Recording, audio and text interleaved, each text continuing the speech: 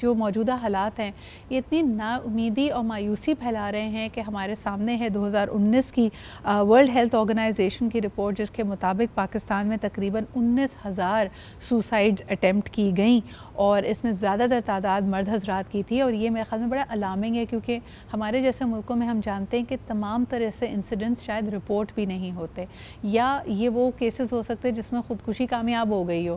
Unfortunately جن کی جان بچا لی جاتی ہے اور وہ اسی طرح کی کشمکش یا مینٹل بریک ڈاؤن سے گزر رہے ہیں، ان کے بارے میں ہمارے پاس کوئی ڈیٹا موجود نہیں ہے. اس کے علاوہ کہا جاتا ہے کہ کوئی بھی شخص اس طرح کا انتہائی قدم اٹھانے سے پہلے کئی ایکشنز، کئی سمٹمز ڈسپلے کرتا ہے، کئی دفعہ 10 سے 20 مرتبہ اپنا کوئی نہ کوئی طریقے سے سیلف ہارم کرنے کی کوشش کرتا ہے. بڑھتی ہوئی اس نا امیدی کی ان انتہائی اقدامات کی وجہ کیا ہے؟ آئیے ذرا اس پہ بات کرتے ہیں. ہمارے ساتھ موجود ہیں ماہر نفسیات ہیں بسم اللہ پرویز. السلام علیکم. بسم اللہ. السلام علیکم. کیا حال چال ہے آپ؟ بالکل ٹھیک ٹھاک. ہماری دین کے مطابق اگر ہم معاشرے کو دیکھیں، نا امیدی کفر ہے، اور ینگ ایج میں سوچ بھی نہیں سکتی کہ ایک انسان کتنا ڈیجیکٹڈ فیل کرے جو اس طرح کی نا امیدی کے بھنور میں پھنس جائے. بیکاز کہا جاتا ہے کہ جو آپ کا لڑکپن ہے، آپ کا یوتھ ہے، یہ تو آپ کا سب سے وائبرنٹ ٹائم ہے، جب آپ کو لگتا ہے آپ کسی بھی پہاڑ کو بھی تسخیر کر سکتے ہیں. تو کیا وجہ ہے کہ یہ ٹینڈنسیز ہم پاکستانی یوتھ میں دیکھ رہے ہیں؟ آج جو آپ نے ٹاپک سلیکٹ کیا ہے، اس کے اوپر جتنی بات کی جائے اتنا کم ہے سدرا. سب سے پہلے تو آپ نے جس طرح بیان کیا ہے کہ لڑکپن کی ایک عمر ایسی ہوتی ہے جس میں ایک انسان کہتا ہے کہ میں ہر چیز فتح کر سکتا ہوں، اس میں وہ انرجی ہے، اس میں وہ چارم ہے. لیکن ہم ہی کہیں نہ کہیں اس کا وہ جو چارم ہوتا ہے، وہ جو انرجی ہوتی ہے، وہ چھین رہے ہیں، وہ سپارک ختم کر دیتے ہیں. وہ سپارک ختم کر دیتے ہیں. اور وہ اس کی وجوہات میں آپ کو بتا دیتی ہوں. سب سے پہلے تو ایجوکیشن سسٹم پہ میں بات کرنا چاہتی ہوں. ایجوکیشن سسٹم اس لیے کیونکہ اگر بچوں سے ہم یہ چیز دیکھیں کہ آتی ہے بچپن سے ہی ہے ٹینڈنسیز. بچپن میں ہمیں جب ایجوکیشن سسٹم میں ڈالا جاتا ہے تو ایجوکیشن سسٹم میں سب سے پہلے تو پیشن فار لرننگ ہی ختم ہو چکا ہے. اٹس مور لائک کہ اچھا اگر آپ کے 6 سبجیکٹس ایک دن میں پڑھائے جانے ہیں تو اس میں صرف 20 منٹ کا بریک دیا جا رہا ہے. ٹھیک ہے. اور کتابوں سے لدا بستہ آپ لے کے جا رہے ہیں. آپ چھوٹے چھوٹے بچوں کو دیکھتے ہیں کہ ان کا وزن اتنا نہیں ہوتا جتنا ان کے کتابوں کا وزن انہوں نے کیری کیا ہوتا ہے.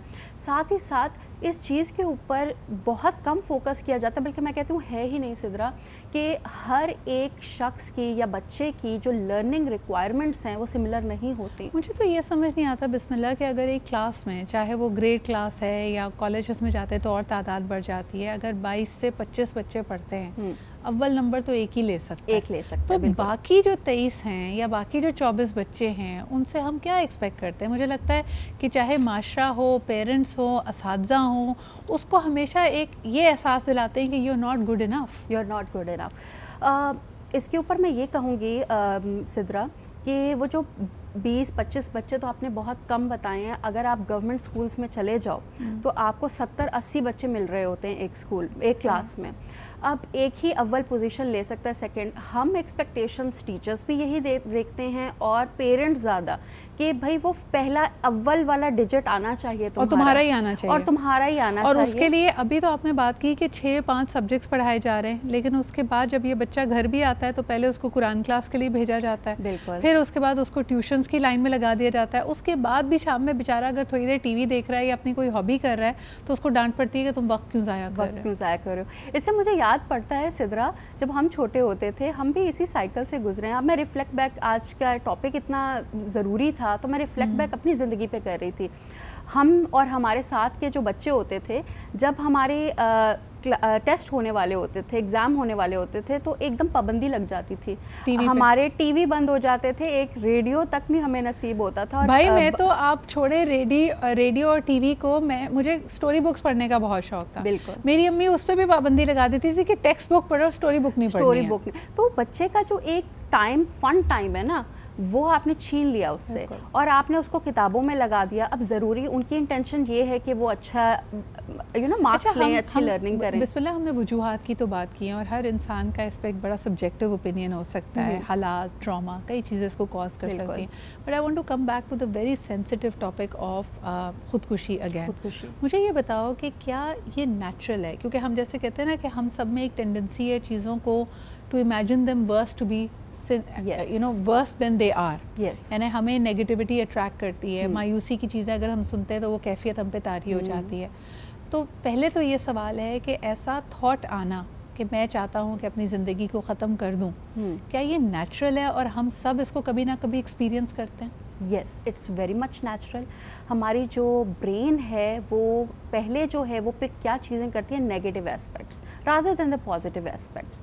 تو ہم بچے ہوتے تھے تو میں آپ کو بتاتی ہوں، یا ہم ابھی بھی کہیں نہ کہیں جب بچے ہوتے تھے تو ہم یہ سوچتے نہیں تھے آج جو ہے نا وہ بم پھٹ جائے، کلاس ختم ہو جائے، ٹیچر نہ آئے، ہڑتال ہو جائے. تو یہ بچوں کے اندر بھی نیگیٹو تھاٹس تو آ رہے ہیں کہیں نہ کہیں. ٹھیک ہے، اچھا ٹینڈنسیز اگر میں بولوں کہ ارلیئر سائنس کیا ہو سکتے ہیں اس کے اندر، کہ اگر آپ دیکھو کہ پک کرو کہ کیا چیزیں ہیں جو اس کی طرف لے کے آگے جا سکتی ہیں. ان ادر ورڈز اگر یہ آئیڈیا آنا یا ایسی مایوس کن سوچ آنا نیچرل ہے، تو کیا وہ چیز ہے جو فرق پیدا کرتی ہے ان لوگوں میں جو اپنی سوچ پہ عمل کر بیٹھتے ہیں اور وہ لوگ جو اس کو جھٹک کر زندگی کی پازیٹیوٹی کی طرف واپس آ جاتے ہیں؟ بالکل بالکل.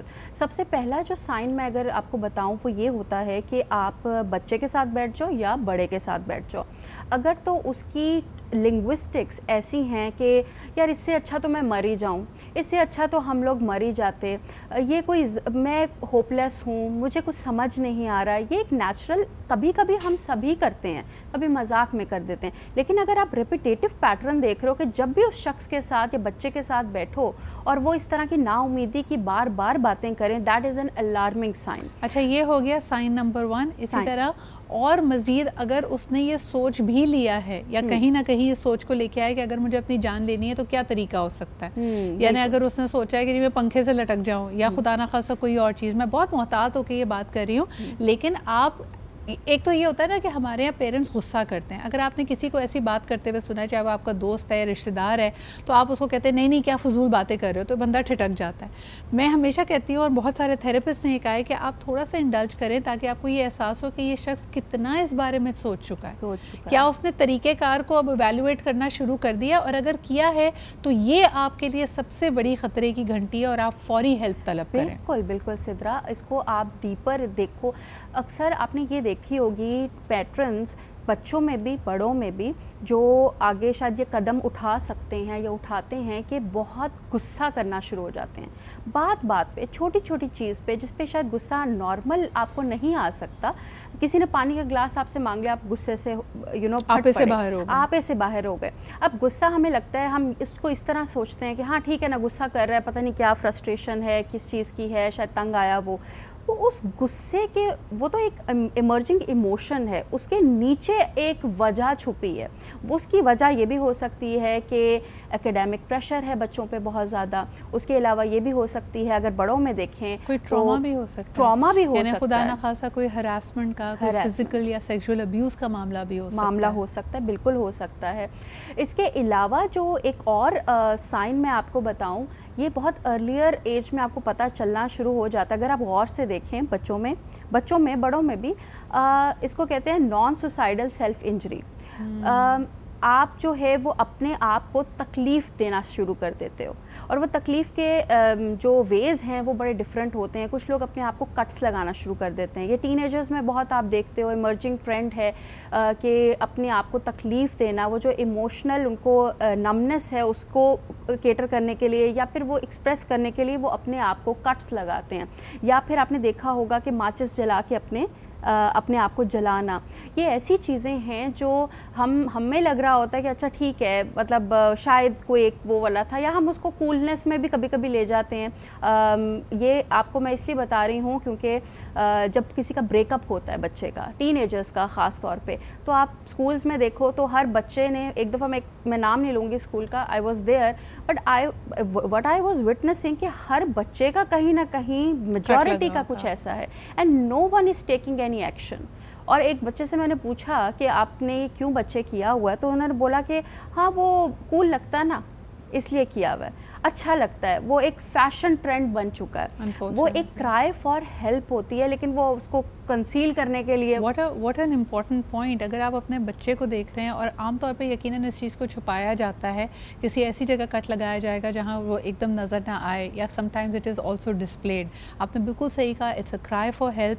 سب سے بڑی امپورٹنٹ چیز ہے کہ اپنے ارد گرد لوگوں سے بات کریں. اگر ان کے رویوں میں ایک بہت بڑی تبدیلی آپ دیکھ رہے ہیں، یا ان کے الفاظ میں کوئی ایسا انڈیکیشن دیکھ دیکھ رہے ہیں کہ وہ پریشان ہیں, بوجھل ہیں, چلے جانے کی بات کرتے ہیں, واپس نہ آنے کی بات کرتے ہیں, کیونکہ اس میں ایک بدلے کا لیول بھی ہوتا ہے. کئی دفعہ لوگوں کو یہ لگتا ہے کہ میرے ساتھ جو برا ہو رہا ہے جب میں مر جاؤں گا تو آپ کے ذہن میں ایک تھاٹ ہوتی ہے کہ پھر ان سب کو تکلیف ہوگی, میں ایک طرح سے بدلہ لوں گا ان سب سے, ان کو احساس ہوگا کہ میں کتنا ضروری تھا اور میرے ساتھ انہوں نے کیا کیا ہے.